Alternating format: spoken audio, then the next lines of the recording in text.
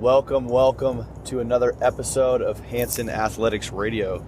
So today we're going to answer a question while we're driving, so the audio might not be as good as normal, but we're going to answer a question that came through on the Instagram feed. So if you don't engage or follow Hansen Athletics, go ahead and check it out on Instagram.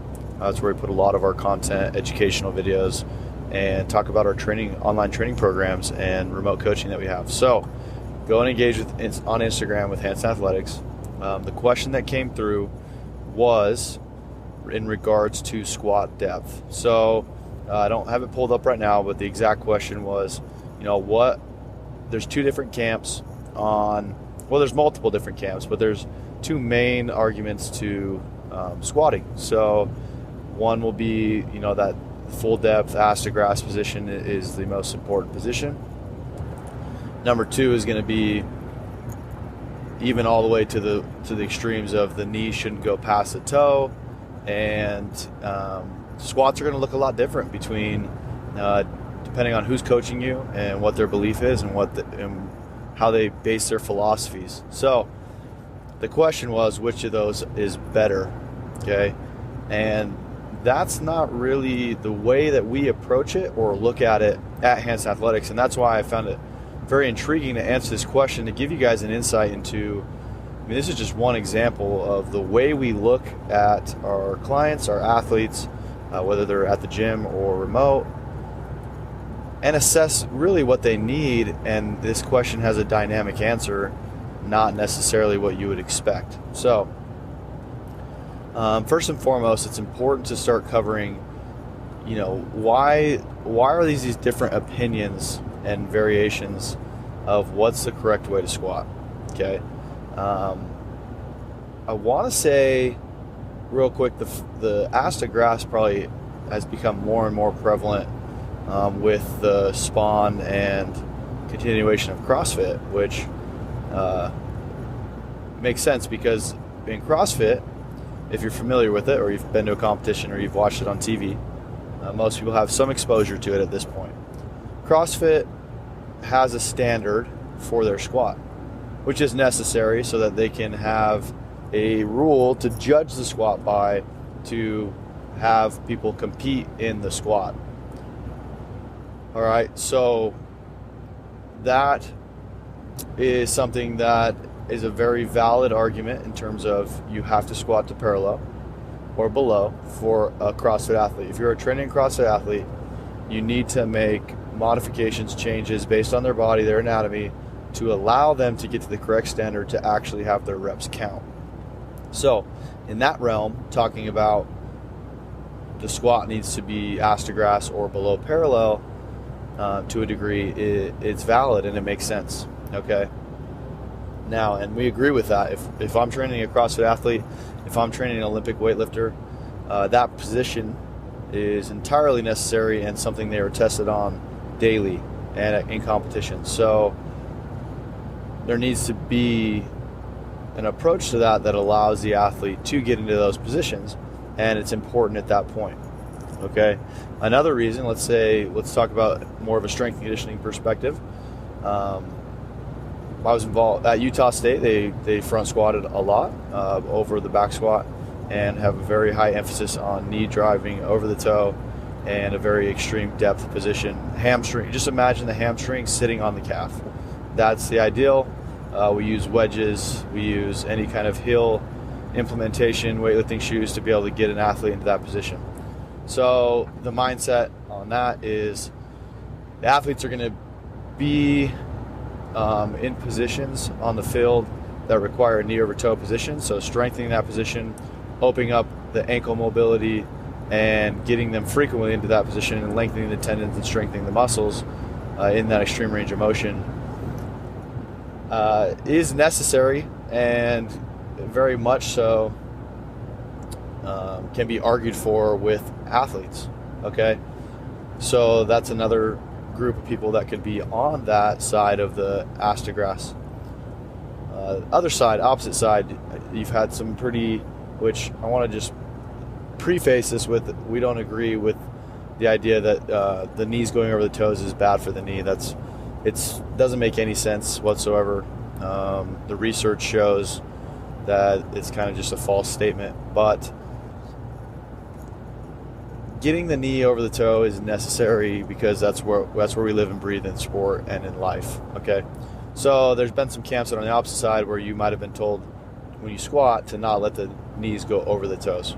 Okay, you are taught to keep those knees behind the toes, pulled back, and it puts you into more of a posterior chain dominant bent over position compared to a more Olympic lifting style upright squat. So we don't agree with the knee having to stay behind the toe, but there are some benefits to training that posterior chain, and we've seen people squat a lot of weight with that pattern, and typically you'll find power lifters using that position because they can lift more weight like that. So if you're a power lifter, that might be the answer for you. If you're an athlete, you might be in the opposite camp. Now, let's talk about the way that we look at it at Hansen Athletics. So, first off, it's based on the individual. That's something we are very adamant about, and something that we have built our philosophy on is everyone's not going to be the same, and depending on your training goals and what you are training for, our answer to that question is going to change. There's no concrete answer. There's no right or wrong. Just like most things in life, there's some variation and some further investigating that needs to go on. So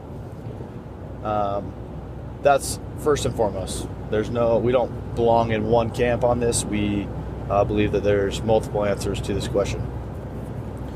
So, for example, if I am working for an athlete, and this is where, let's just talk about this one first because there's a lot of people who don't agree with it. So we believe and teach and try to get almost all our athletes into a toes forward position over time. Okay. The reason for the toes forward position is that's going to be the most advantageous and have the most carryover to a proper sprint pattern and technique. Okay. So if you're an athlete, sprinting kind of really is the ultimate expression of athleticism, in our opinion, is the ability to run fast and run well, because you're combining all of the primal movement patterns into an expression with the entire body. So you're going to be kind of implementing everything we work on in our training and our lifting into one beautiful expression of motion. So we try to get athletes toes forward. But what this is going to attack is limiting factors. So you're going to have an athlete that this is a challenging position, and the depth is going to be very, very, very hard to get to a full range of motion squat. It's very rare that you find anyone that at first can maintain or get a full range of motion and depth squat with bilateral squat with their toes forward. Okay. Because we are attacking ankle range of motion, we are attacking all types of limitations in the body by demanding it to do that. But it's imperative if you want to have carryover to your sprint. So, you'll see some athletes on our videos not squatting ass to grass. And what they are doing is squatting to the depth that they individually can reach with a set of standards and specific instruction on how to perform that squat for maximum carryover. So it'll look different. We have some athletes that can get to parallel. We have some athletes that actually can get a full range of motion squat, and we have athletes that are well above a even parallel squat. But every day they come in and they squat. They are attacking those ankles and those limiting factors and making improvements towards that position. Now, let's sidetrack a little bit. I do think it's important, like I highlighted with the knee over toe camp, to get that knee into those extreme ranges of motion, work on lengthening the tendons and strengthening the muscles in the knee. So we do get into those positions in our unilateral work because it's a little easier with one leg range of motion wise. So our Bulgarian split squats, our walking lunges, our anything you can think of that is a single leg motion. We have days that we are pushing that range of motion and getting as deep as we can. because we view it as that's an area that we can attack that and still get strength in those positions without necessarily saying it has to happen in the back squat. So you've got to look at these movements as tools, as a tool set to improve movement, so your actual movement. There's no right or wrong or what movement is necessarily always better. There's opportunities to use different tools all the time to improve your movement. So you choose your movements based on what you're trying to improve movement-wise. So we still get people into those positions unilaterally and use that back squat more as to challenge posture and position, work on limiting factors, improve range of motion, and also get axial loading. So that's loading the spine, okay? When you overload the spine, the back squat is one of the most efficient and best movements to load the entire body, the trunk, the legs, the upper body, the upper back, with a load, with your spine, with a load, which will get your brain to say, hey, in layman's terms, your brain's going to say, hey, we need to grow because we are holding more weight on our back than we should be, okay? So that is going to stimulate growth. So the back squat is a great tool to build muscle and to stimulate growth. So that's an excellent way to look at that. So we think it's really important to look at, with every aspect of movement, training, performance, you have to look at the set principle and the specificity of what you're trying to achieve with each athlete, where they're at, and any flaws, any movement patterning issues that they have, because there's similarities between a lot of people, but there's differences too. So that's just an insight into how we kind of look at that, and how there's not a right or wrong answer for that question, which really drives a lot of people crazy because they want to just pick a side and say that's what they believe. But I think if you can look at it from that 10,000 foot view on, it's just a tool. It's not the end all be all, especially for anybody that's not actually competing in a squat. So if you're not a CrossFit athlete, if you're not an Olympic weightlifter, then necessarily squatting ass to grass is probably not the best option for you if you're sacrificing other positions and other movement patterning that would actually have carryover to your sport. So it's important to approach it from that way. So if you guys have any further questions, it's super simple. You can just drop us a question on Instagram. You can if you want me to dive deeper into this, just send them all over on Instagram, or there's actually a link to call in a question for the podcast.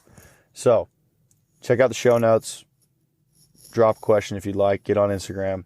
Please take time to review this show. If you feel like we're helping you out, leave us a review. We'd love to help grow the show and be more consistent with it. So leave us a 5-star review, engage with us on social media, and let us know how we can help you. We are here to help. Our coaches are ready to assist. And if you are interested in our training programs and remote coaching, let us know. We really care a lot. Our coaches care a ton, spend way too much time. Well, not too much time, but they spend a lot of time compared to the industry on taking care of their clients. So HansenAthletics.com if you want or are interested in learning more about that service. And I hope you guys have a great night. I'm filming this right before the new year. 2021 is going to be kick-ass, and I'm excited for the opportunity to live another day and live another year. So have a great night, guys. And again, thank you for engaging with Hansen Athletics Radio.